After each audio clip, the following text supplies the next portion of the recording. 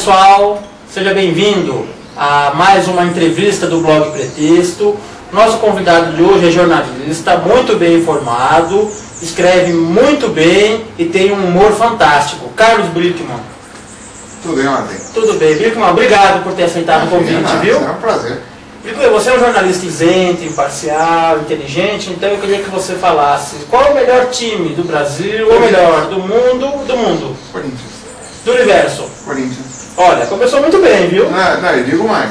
Às vezes o pessoal chega assim, para que time você torce em Belo Horizonte? Corinthians. Que time você torce na Espanha? Corinthians. É simples, né? Fácil, né? É. Tá bem em qualquer parte do Eu mundo. digo o seguinte, não me peçam para cobrir futebol ou clube. Eu já cobri até Copa do Mundo. Mas clube não peça porque não vai dar certo. Brickman, você sempre usou humor nos seus textos, no seu trabalho, eu sempre vejo assim, muito tom de humor, né? Você acha que o jornalismo anda muito carrancudo? Muito chato, gente. Chato, né? Muito chato, porque aí é que tá, existem certas normas que você tem de seguir. Por exemplo, você tem de dar notícia. Essa notícia tem de ser dada corretamente, tem de ser dada honestamente. Tudo isso você tem de seguir. Agora, não existe em lugar nenhum norma que te obriga a ser chato.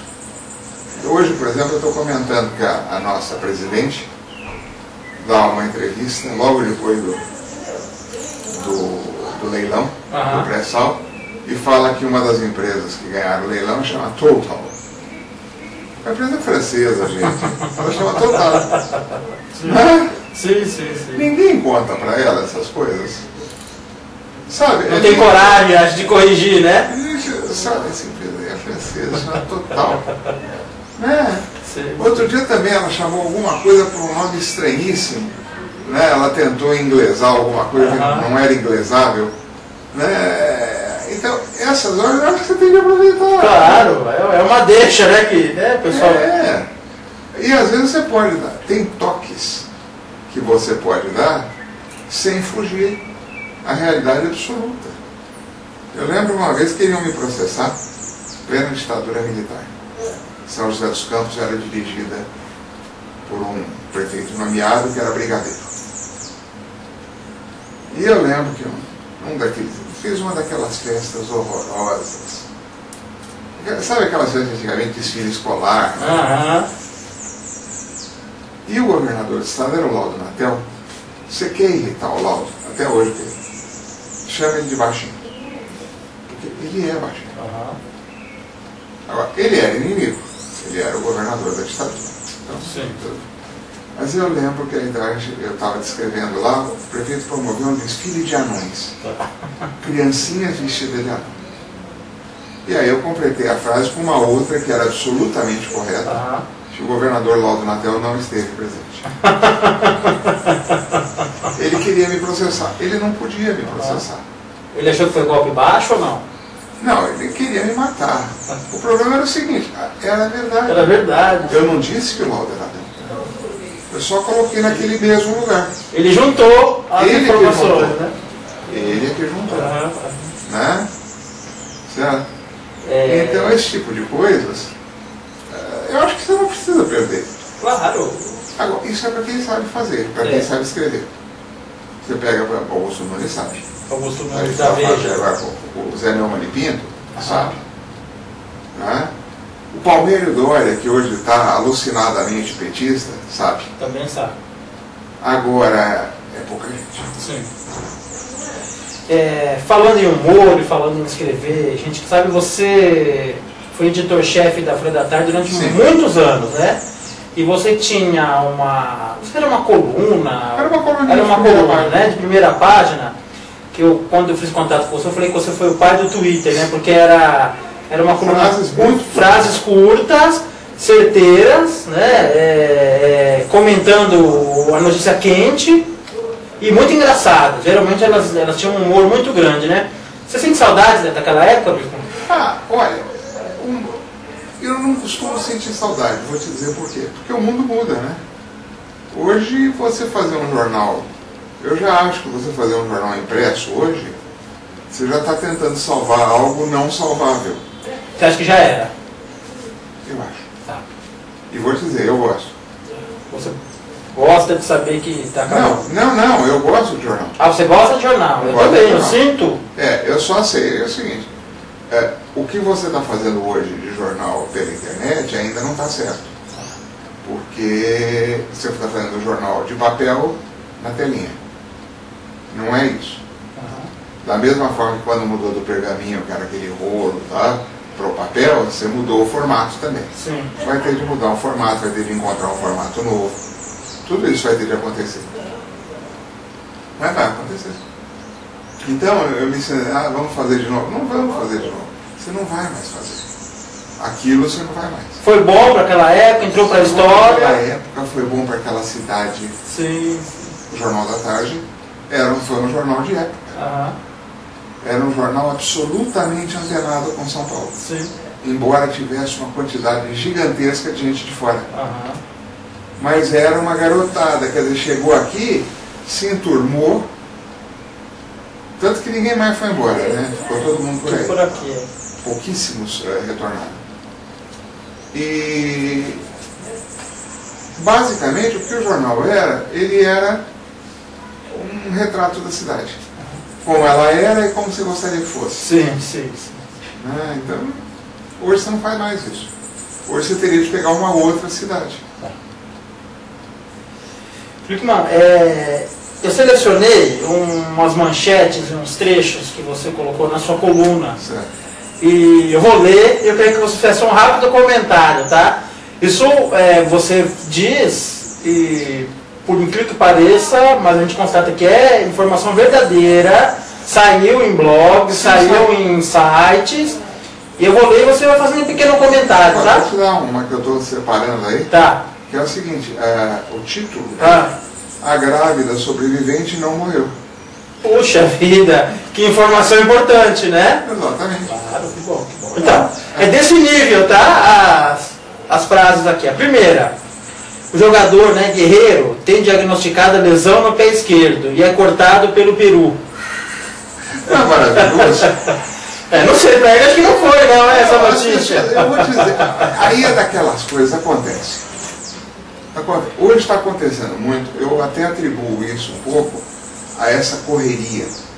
Não dá tempo de pensar direito. Não dá tempo de pensar. Então o sujeito acaba escrevendo essas coisas, né? Essa é fantástica, né? Machucou o pé, corta pelo peru, coitado. Eu não gostei não, vamos lá. Outra, de outro lugar. Para quem vai ou volta, um verbo para conjugar no início de tarde, paciência. Maravilha, né? É um verbo novo, né? E você sabe que isso é um negócio histórico, né? Existe uma frase famosa, sabe que Hollywood foi criado por pessoas praticamente analfabetas, né? Os grandes barões de estúdios, eles eram pessoas muito simples, que bateram com o gosto popular. Tá. Mas há uma frase que é atribuída ao Louis Mayer, da Metro-Goldwyn-Mayer, ele disse, eu vou te responder com 2 palavras. Não. Uma vez eu vi o Falcão, que foi técnico da seleção por um período, e ele falou que o Cafu foi convocado, e aí depois do intervalo do jogo, o Brasil jogou bem, e o Cafu falou, olha, eu só tenho 2 palavras a dizer para vocês, parabéns. Então, ia se dar bem, né? Outra, vamos lá. Diana ainda estava viva horas antes de morrer. Pois é, não é fantástico? Fantástico, né? Isso deve ter exigido um grau de investigação muito grande, né? Mas isso, se você procurar os jornais, você vai encontrar assim. Fulano fez tal coisa antes de morrer. Pô, ainda bem, se ele fizer depois, vai ser manchete o tempo inteiro, né? Fulano disse tal coisa antes de morrer, claro. A gente espera isso, né? Esses livros fazem sucesso agora, né? 1000 lugares para conhecer antes de morrer. Claro. Depois de morrer, teoricamente é um só, a cova, né? Eventualmente até outro, mas aí você não sabe exatamente. Não dá para saber ainda, né? Essa também é mais recente. Neymar fala com camisa do Barça. Não é fantástico? Bom, né? Ele conversando com a camisa, né? Por favor. Né? Depois fala que ele é antipático. Ele fala até com a camisa, né? Terrível. Mas é aquela história, o sujeito não tem tempo de pensar e põe lá, né? Agora, essa eu achei, essa é a última que eu selecionei. Tiger Woods joga com suas próprias bolas, informa Nike. Bom, né? Ele não pede emprestado para ninguém. Não, eu jogo com as dele. Bom, claro. Bom. Você sabe que esse título originalmente é em inglês. Em inglês é muito pior do que em português. Porque em inglês se usa mesmo balls para saco. Entendi. Usa o tempo inteiro. Né? Não tem outra expressão. É essa. Então quando você diz que ele jogou com sua... que jogasse com a de quem, né? É, muito boa, muito boa. O pessoal capricha. Capricha. E é gozado que você tem sempre material, né? Um material farto, né? Às vezes a gente pega aí, tem coisas maravilhosas, tem alguns colecionadores pelo mundo, né? O Japiaçu é um, né? Faz tempo que ele faz isso, isso, né? Sim, mas tem gente que fica circulando e fotografa. Tem tá. uma de uma paróquia americana, que é o seguinte: reunião domingo para discutir o que fazer com as coisas que você não usa. Traga seu marido. Ué, começa por ele, né? É maravilhoso. E frases assim, várias nesse sentido, que o pessoal não percebe. Aliás, aconteceu uma de igreja católica, que é maravilhosa. Era em latim a missa. E terminava com a seguinte frase: missa finita est. E aí diziam, Deo gracias. Muito bem, aí traduziram a missa para o português. E aí o padre dizia, a missa terminou. Aí a pessoa dizia, graças a Deus. Vamos lá. Ué. Pois as palavras ganham conotações, né? Mas ó, a gente está falando de coisas engraçadas, né? Mas assim, parece que no jornalismo, no texto escrito, tem muletas linguísticas que a gente se apoia, né? Uma que você chama a atenção, que eu já tinha percebido também, é o uso, que eu até anotei aqui, ó. Tu teria, fulano teria feito alguma coisa e ele é o suposto culpado. Isso foi criado, houve uma época em que os jornais criminalizavam as pessoas numa boa. E a polícia te acusou? Não, você... Então, o criminoso foi levado, e isso acabou dando, em determinado momento, acabou dando processos. Claro. E aí se recomendou cautela. E aí a cautela hoje foi para um lugar maluco. Eu peguei esse último observatório da imprensa, que saiu hoje por sinal, eu peguei uma série de frases de fora do Brasil, que são inacreditáveis. Quer dizer, o fulano vai lá, mata a esposa, confessa, mostra onde é que ele enterrou o corpo já, mas ele é o suposto. Precisa mais do que, né? Não, e tem um ainda, que é melhor ainda. O condenado, justiça condena o suposto assassino. Depois, se o cara foi condenado, ele deixou de ser suposto, é óbvio, né? Então, o suposto sim, mas o teria me parece um pouco de preguiça, né? De apurar. Outro dia eu também peguei um caso assim, mais curioso, que é fulano teria tido um caso com cigarro. Isso. Teve ou não teve? Teria, você não se compromete, você não vai atrás para saber, né? Um pouco de preguiça. Ou muita preguiça. Ou então, olha, eu quero insinuar. Se quer insinuar, tem maneiras mais elegantes, né? Mais elegantes. Que se perdeu muito isso. Né? Isso se perdeu muito. Verdade. Então você vê, a coisa às vezes é pesada. Eu acho que é um pouco também entrada da internet. Entrou muita gente na comunicação que não é do ramo. E que não fica contente se não chamar. Eu não gosto do governador da Paraíba.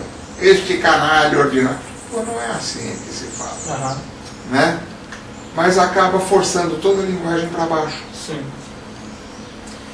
Brickman, você é um excelente entrevistador. Então, obrigado. Vou fazer aqui um exercício, tá? Trouxe o nome de algumas pessoas. Eu queria que, se você tivesse a chance de fazer somente uma pergunta para essas pessoas, que pergunta você faria, tá? Bem assim, direto e objetivo. Se você tivesse a oportunidade de falar agora com o José Dirceu, que única pergunta você faria para ele? Boa pergunta. O Zé Dirceu é uma personalidade extremamente complexa. Sim. E de múltiplas atividades. A pergunta que ele não responderia é a seguinte: se ele está hoje a favor ou contra o governo do PT. Tá, boa pergunta. Obrigatoriamente, ele é obrigado a falar que está a favor. Na prática, eu tenho sérias dúvidas sobre isso. Só que é aquela história, você não vai conseguir esclarecer isso com ele. É a pergunta que eu gostaria que ele respondesse. Ótimo. Mas para esclarecer, você teria de fazer um roadshow pelo partido para levantar. Eu tenho a impressão de que ele está descontente. Agora é a impressão. Tá. Próximo, José Maria Marinho, presidente da CBF.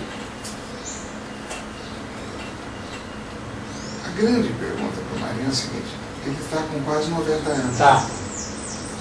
Sabe? De onde é que ele tira o ânimo para continuar nisso? Tá. Cá entre nós, tudo bem, ele vai dizer, não, ele ganha. Gente, o Marinho não é pobre. Está longe de ser pobre. Ele não está, pode até estar, quero ganhar mais, né? Mas não é uma coisa que ele esteja precisando. Ele não seja a motivação principal, né? Eu acho que não. Eu acho que não.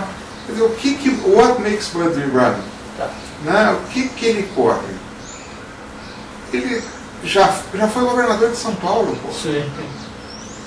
Ele foi governador de São Paulo, ele foi deputado, jogou bola mal, mas jogou. Foi diretor de futebol da CBF, foi vice-presidente da CBF. É bastante coisa. É uma carreira completa. De repente ele resolveu se jogar, e deve ser uma pauleira esse mundo. Agora, por outro lado, deve ter suas vantagens. O Avelange, com 90 anos, saiu porque foi obrigado. Não teve jeito. Né? O Avelange, aliás, tem mais, né? Agora tem mais. O Ricardo Teixeira saiu porque foi obrigado. Não teve jeito. E não gosta de futebol, você sabe, né? Pois é, todo mundo fala isso, né? Que ele não gosta. Não gosta. Rendeu, tudo bem. Foi excelente para ele como profissão. Mas não é uma coisa que ele gosta. Não é aquele sujeito que diz, sei lá, o Cruyff. Tá. O Cruyff está nisso, é o meio de vida dele e ele gosta de futebol. É a paixão dele, né? Não, ele não. O Ricardo Teixeira não gosta. Ó, outra pergunta, outra pessoa. Como teve o presidente da Federação do Rio, Caixa d'Água? Sim. Odiava futebol. E mais, odiava jogador de futebol. Talvez explique um pouco, né? As coisas que ele fazia, né? Ele dizia o seguinte, que jogador de futebol não chegava perto dele por mais banhado e desodorizado que estivesse. Isso é frase quase entre aspas, né? Tá. Eu só não te digo que é entre aspas, porque posso ter escapado alguma. Mas ele dizia isso mesmo. Pode tomar banho e se desodorizar, que eu não quero por perto. Outra pessoa que você perguntaria uma única coisa, não pode repetir pergunta, porque eu percebi agora que tem um perfil parecido com o que eu citei agora, o Marinho. Para o José Sarney, que pergunta você faria para o Sarney? Engraçado. Aí eu teria de voltar um pouco para trás. Tá. Quando o Sarney foi vice do Tancredo, ele tinha uma ambição única. Ele seria vice, coroaria a carreira política dele e se recolheria para escrever livros. Ele seria um vice-presidente. Expectativa de direito. Na prática, ia exercer de vez em quando. E aí ele foi jogado no olho do furacão quando? 1985. Portanto, faz 27 anos. Quando é que ele mudou de opinião sobre essa vontade de se aposentar e a vontade de continuar? Tá. Ótima pergunta. A última dessa série, para o Lula.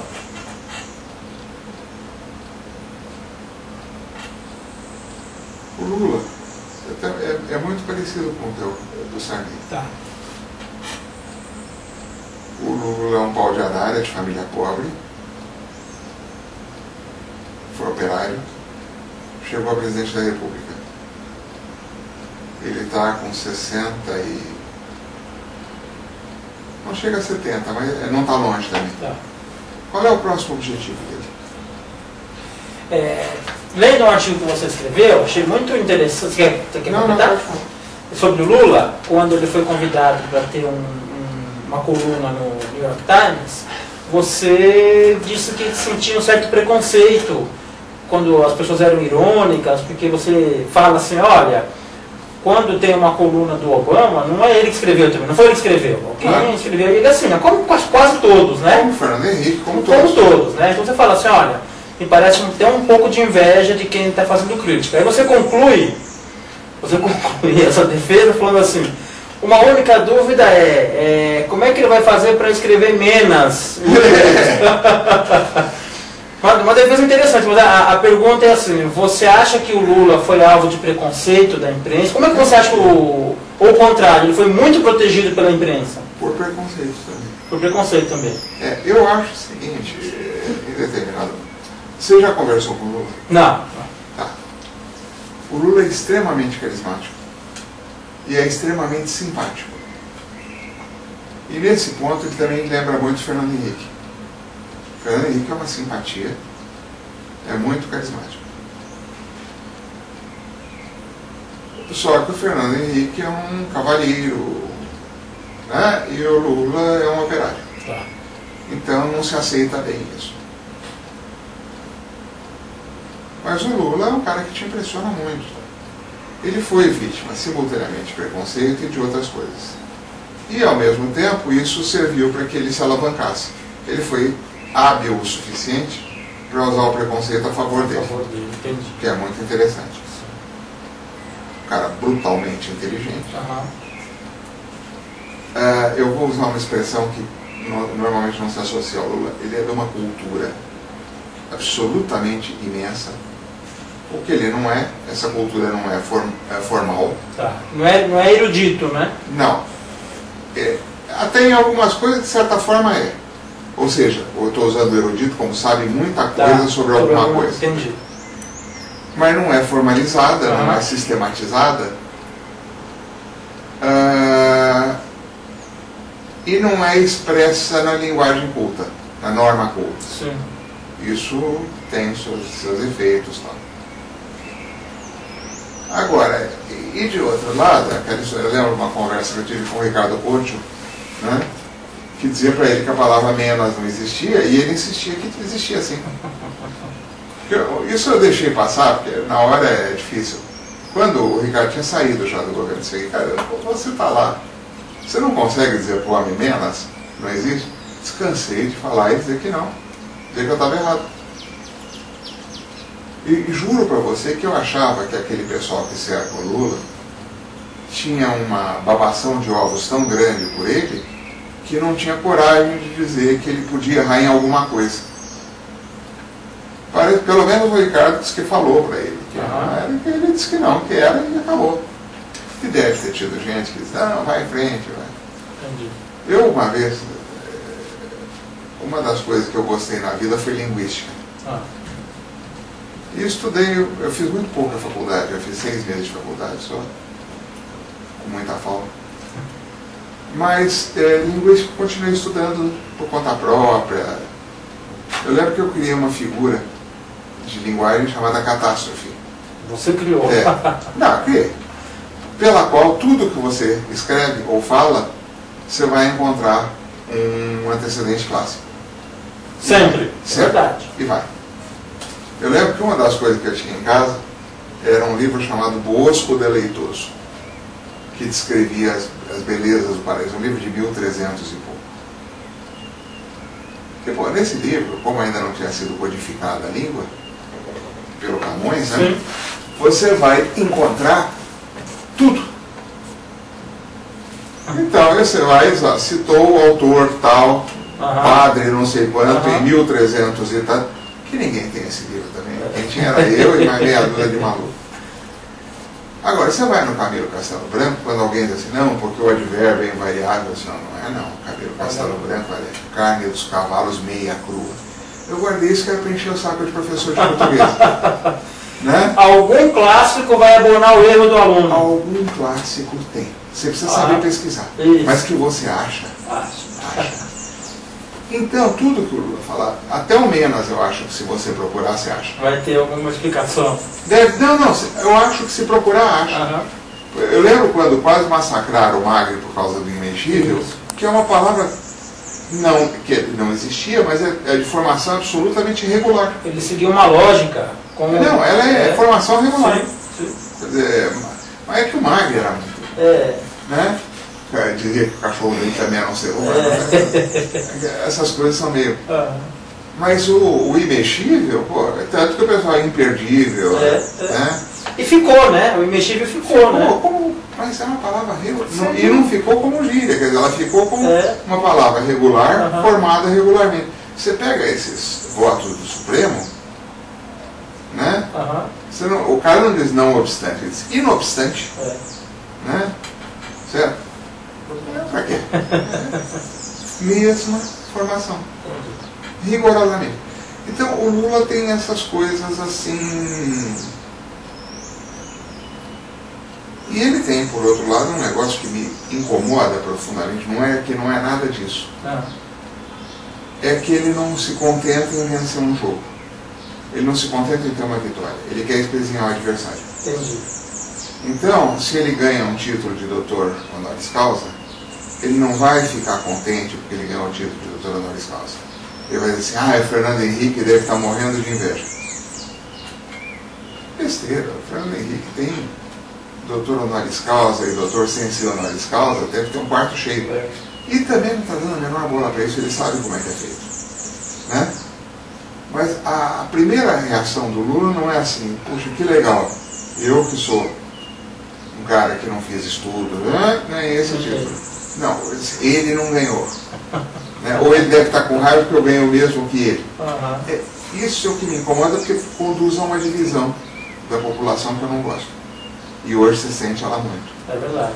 Na internet, muito isso, né? Porque, você trabalha... Você diz assim, você diz que a Dilma não é bonita, cai o mundo em cima de você, porque você é reacionário de direita.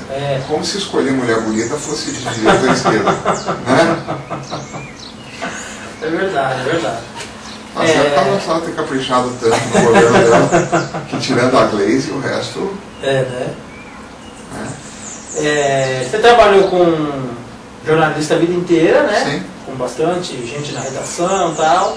E você, durante um tempo, teve uma assessoria que cuidava de políticos, né? Sobre a política.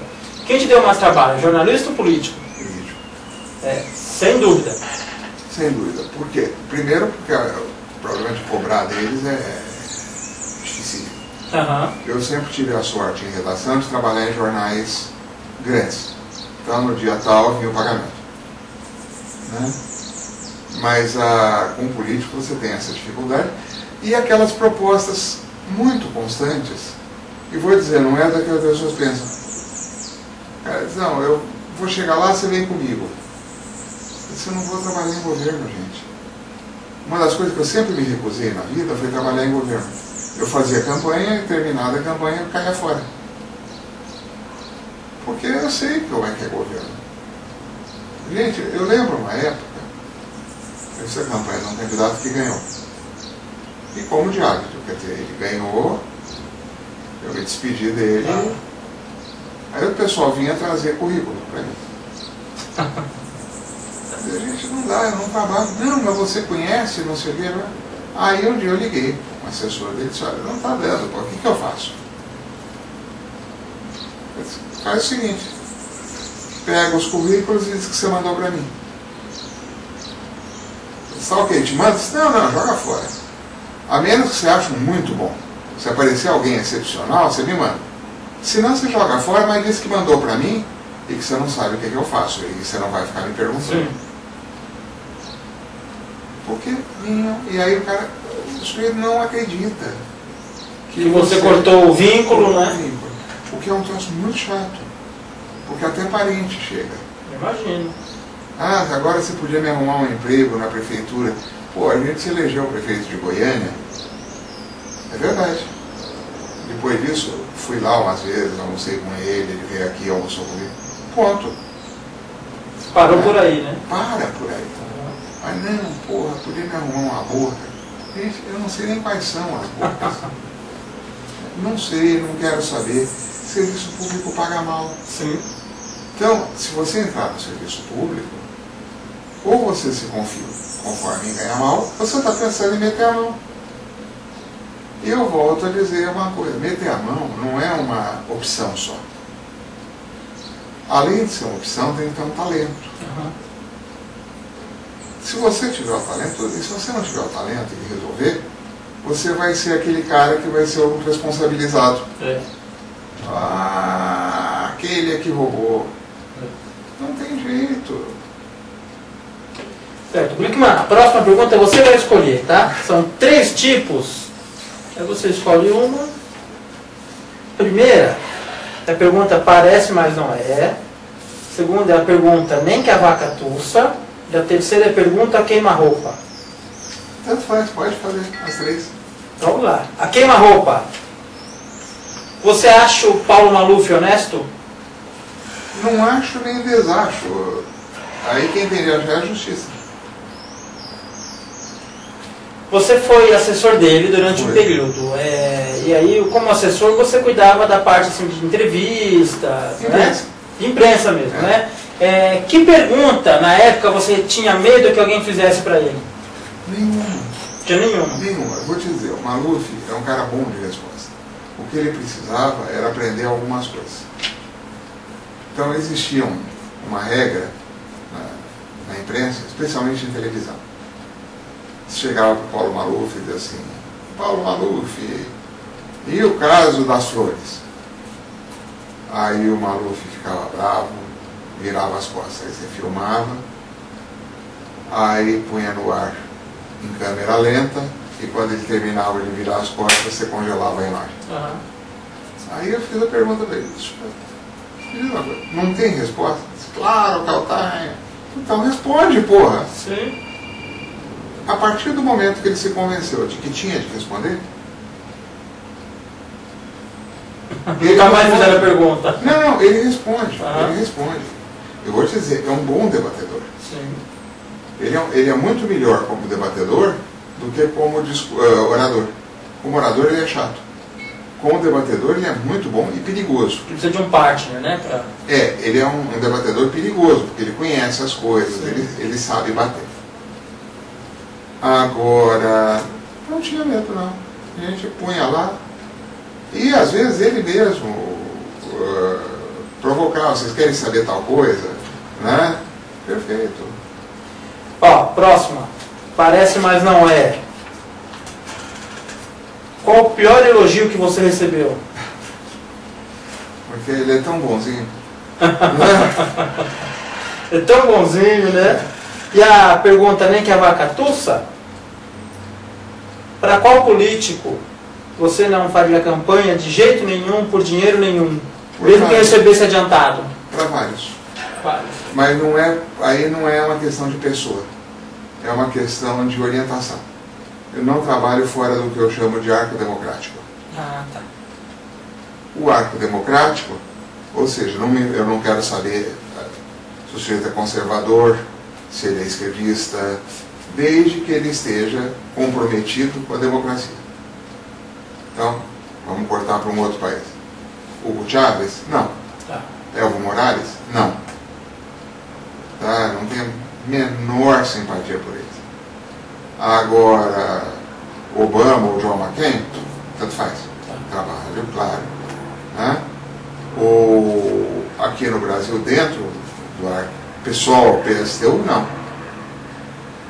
Tá? Agora, dentro, PCdoB, não. E teve um caso que eu recusei, que é curioso, até posso contar agora, faz tantos anos. O Aloysio Mercadante veio me convidar uma vez para fazer a campanha dele. Isso, quando é que foi? A gente fazia junto um programa na TV Gazeta nessa época. Da Maria Lídia? É. Sim. Aí disse, Aloysio, eu não vou fazer a tua campanha. E vou te dizer por quê. Aliás, foram duas que eu não fiz. E vou te dizer por quê. O pessoal do PT não gosta de mim. Então, em vez de eu fazer o seu escudo, você que vai ter de fazer o meu. É bobagem, não tem jeito. E o segundo que eu não fiz foi o Fábio Feldman, que era candidato a prefeito pelo PSDB, a prefeito de São Paulo. Aí o Fábio veio conversar comigo, aí descobri o seguinte: ele não tinha mailing lista nenhum, não tinha lista nenhuma de apoiadores do partido, não tinha verba nenhuma para fazer sequer cartaz de lambe-lambe. Eu disse: Fábio, é bobagem, você vai gastar o dinheiro que você não tem comigo e eu não vou conseguir fazer nada. O que eu posso te dar é ótimas ideias sobre como gastar o teu dinheiro. Entendi. Se for tudo bem, eu te indico planos maravilhosos onde você vai gastar o teu dinheiro. Agora, se você não tem dinheiro para gastar, bobagem. Bobagem mesmo. E foi assim, porque ele não tinha, realmente, o PSDB não tinha nenhum comprometimento com a candidatura dele. Aquela eleição, quem acabou ganhando? Maluf era Erundina. Não, aquela que era Erundina ganhou era o Serra, o candidato do PSDB. Foi o Maluf, a eleição seguinte. Mas era uma brincadeira, quer dizer, não tinha... Era a crônica do fiasco anunciado. Não, e é bobagem, porque aquela história, você tem R$1.000, você vai me contratar? Tá, que fosse, vai. E depois? Aí eu digo assim, telefona para fazer, mas peraí, não tenho dinheiro para telefonar. A campanha tem, você tem que ter sede. Essa sede tem, na época se usava muito papel ainda. Você tem essa sede, você vai receber seus folhetos. Você vai ter que ter alguém na sede para receber os folhetos e contar. Eles não te roubam. Sim. Você vai ter uma equipe que tem de levantar os lugares para onde você vai, para levar teus simpatizantes. Você não chega num lugar a seco. Sim. Olha, eu vou para o bairro, não sei quando. Você desembarca lá, você precisa preparar antes. Né? E o Fábio, coitado, que é um belo político, hein? Cara honesto, correto. Mas não tinha estrutura. Não tem até hoje. Entendi. Não tem até hoje. Ele se elege deputado, eu creio, mas é isso, não passa daí. Então foram os dois que eu... E teve outros. Teve um cara que queria que eu fizesse campanha para ele, mas aí não... que era o seguinte: olha, eu vou ganhar essa eleição e aí você vai mijar de porta aberta no palácio. Eu disse: amigo, vamos. Eu não sei qual é a vantagem de mijar de porta aberta no palácio. Número 1. Número 2, eu conheço o banheiro do palácio. Só se mija de porta aberta, que aqueles banheiros monumentais, você entra, tem aqueles labirintos para você chegar no fundo. Então a porta fica aberta. Terceiro, se eu quiser mijar de porta aberta, eu mexo em casa. De repente eu tenho assim, ai meu Deus, o meu sonho é mijar de porta aberta. Em casa eu mijo. Agora, quando eu chegar no padeiro, eu vou dizer o que para ele? Olha, eu não tenho dinheiro para te pagar o pão, mas eu mijo de porta aberta para falar. Falei, porra, é um negócio meio esquisito. E além do que, ele queria, antes de ser eleito governador, ele precisava derrotar o Maluf na convenção do partido. É o seguinte, isso não existe. Derrotar o Maluf em convenção não existe. Esquece. E veja, não é o Maluf de hoje que já apanhou muito. Sim. Era o Maluf no top. O auge. E com o Calim, com tudo. Não existe essa história por chegar na convenção. Eu lembro do Maluf indo para Brasília, o Esperidião Amin era o candidato do PDS. Era PDS, hein? Era o candidato do PDS. O Maluf foi lá e ganhou a convenção. Não existia essa coisa. Como ninguém ia ganhar a convenção do Quércia. Sim. Ponto. Essas coisas inexistentes, inexistem, né? Como diria. Pipo, para a gente encerrar, a última. Se você fosse convidado para fazer a campanha da Dilma para a reeleição, que conselho você daria para ela?